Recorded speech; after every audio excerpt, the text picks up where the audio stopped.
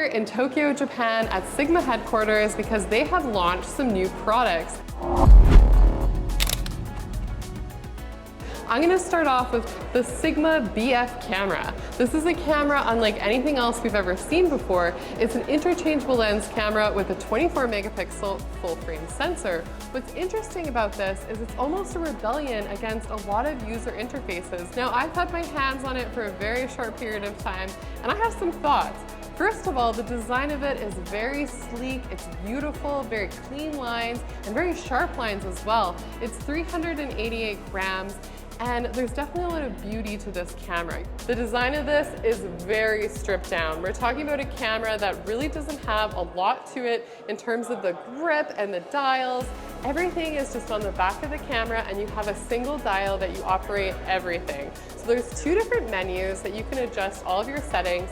Now, of course, this is very stripped down as well in terms of the operation of it, but also some of the features. There's no in-body image stabilization and no mechanical shutter, where we're relying exclusively on electronic shutter. Now, they put in face detection autofocus with detection for people and dogs and cats, which is a first for Sigma. Another interesting thing is that this camera does not have a memory card slot, so it has 230 gigabytes of internal storage.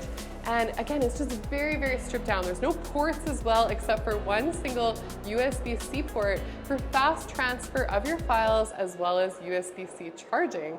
It does have some video features, including up to 6K, 30p, and you can shoot in either H.264 or H.265. Now, I think that this camera has an interesting approach for Sigma in terms of the design and just the overall change that we're seeing within the company.